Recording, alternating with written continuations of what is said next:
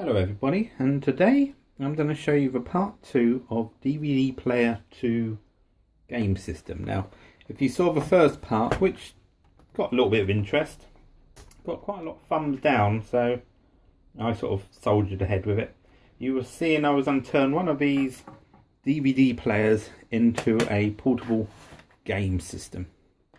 So now what we do, and here it is. I went with a comic book covering on, where I took a load of old comic books, covered them up, cut them up, and covered the exterior. I'd sort of laid down some primer to begin with, and then had this finished. So as we can see, we've got the screen, we've got the original buttons that are needed to go through the menu, and under the panel, which is a little bit stuck under here, it's a little bit untidy at the moment. I still need to disembowel the USB audio and clean up the USB hub, but you can see maybe I'm seeing there, depending on light, but there's a Raspberry Pi Zero under there, a step down power converter for the 12 volt down to 5 volt, and let's just close that up. Around the back is a USB socket for the controller, and at the side there is still the headphone out.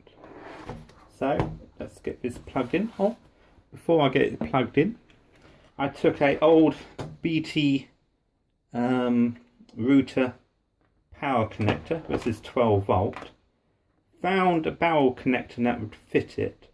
And that was actually off a car one, and just soldered on the cable, bit of heat shrink, a little bit of electrical cable just to keep that together. So get this plugged in and powered on, and have a look at it. So we have our power cable plugged in, our SNES pad plugged into the back. There's no power switch on the actual unit, because I could put a power switch in line here, but you just turn it on the wall, and that should come up. There we go. Now it says the case is open. That doesn't really matter. Comes up with a hand G. Should really be looking for a disc at the moment, and if you hold that down, it will be loading. But what you need to do is press the menu button, and you go down to AV in and choose that, and it will start loading up the RetroPie.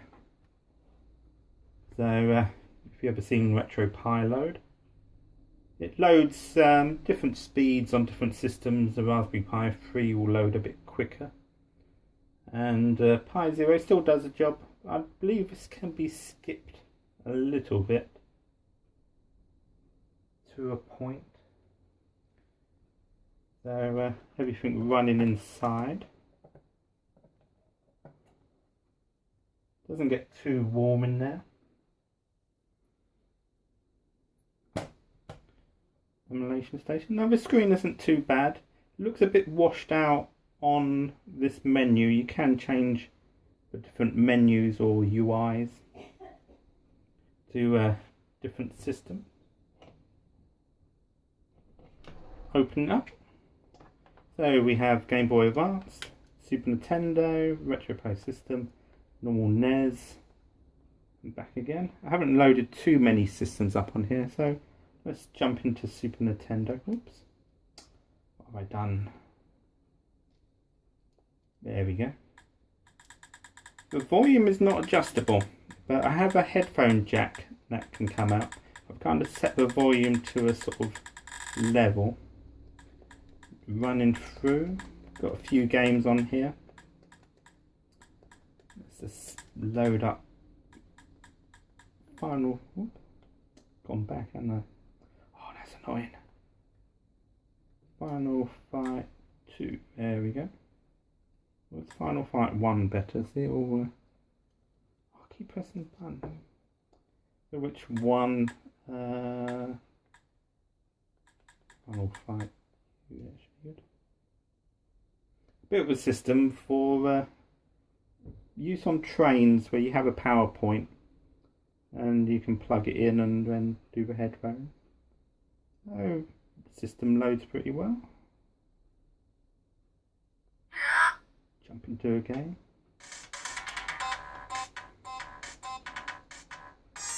Cody.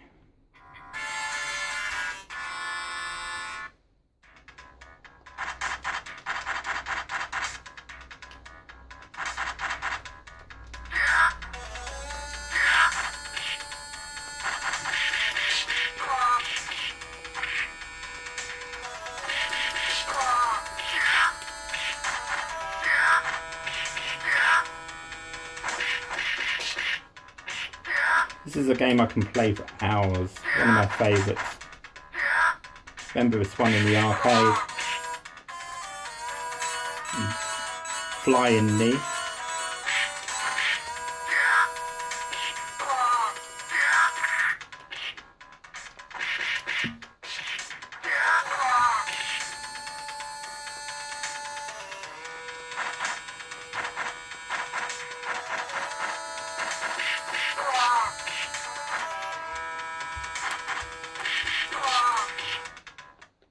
And that's Final Fight. So moving on, let's try only one Game Boy Advance. Yeah, that was trouble bit of loading. So a few games on the NES. I think it was about 900. Castlevania, that's always a fun one. Oh, keep pressing that button. Keep pressing start. Forget it's A. So it plays NES.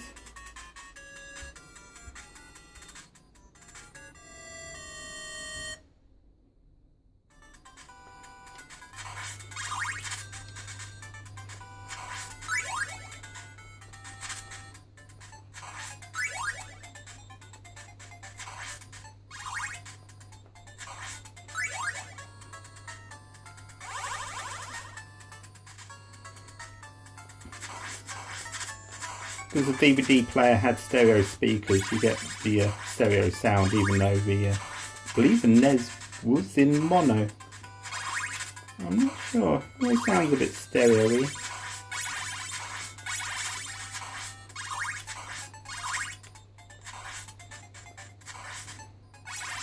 But that's Castlevania one. Not too bad on the graphics. A little bit of blur and glitching, but for the sides of the screen, and actually it's not through HDMI out, it's just through AV basically. It's not too bad. Moving on, let's try some Mega Drive.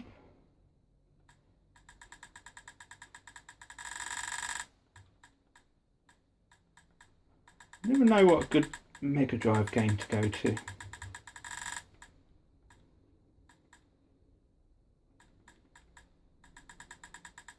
Just T2, which has never always been a bit disappointing in Terminator games.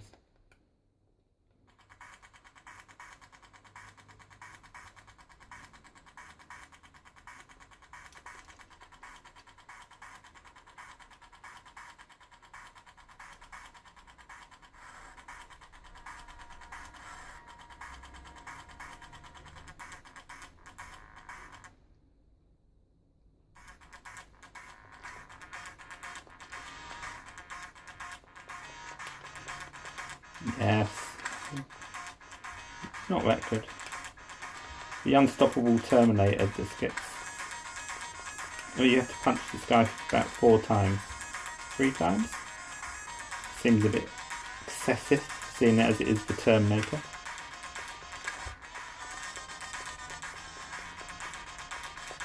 I never played this game, so...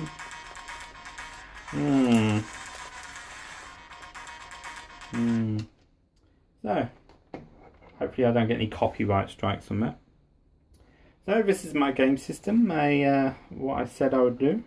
As I say, people didn't really seem that interested in the build, so I didn't do a full guide. If I shine a light in here, see the step down power converter, Raspberry Pi 3, a skinned USB hub, USB audio, and that feeds into the points on the board on the main PCB if you watch the last video of the sound in and video in, and feeds up to these little speakers.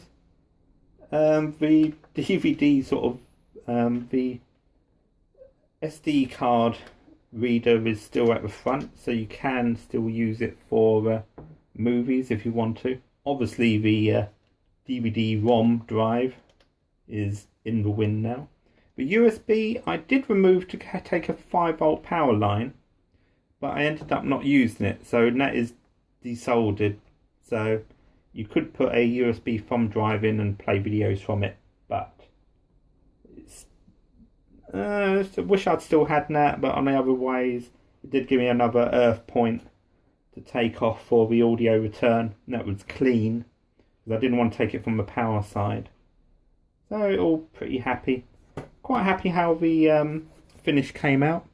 It's comic book art cut up, and then I used PVA glue to stick it down, and then went over it with clear lacquer, or just some automotive lacquer, so this will stay up to the wear and tear. And then just sort of turn the system off. You can still use the or you should always use the options. So just go down. See, this is a little bit faint. It's still readable, but a little bit faint. So you, whoops, that's the fridge starting up. So good time to probably quit the video. And that just goes to AV in. And then you can go back to the menu, and then just hit the power to turn the machine off. So I hope you enjoyed that. Just give you one last look around at the art. Use some Deadpool and some Marvel characters.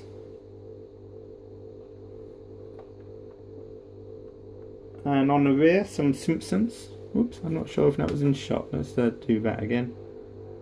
So that's the front, or the lid. That's the rear with some Simpsons.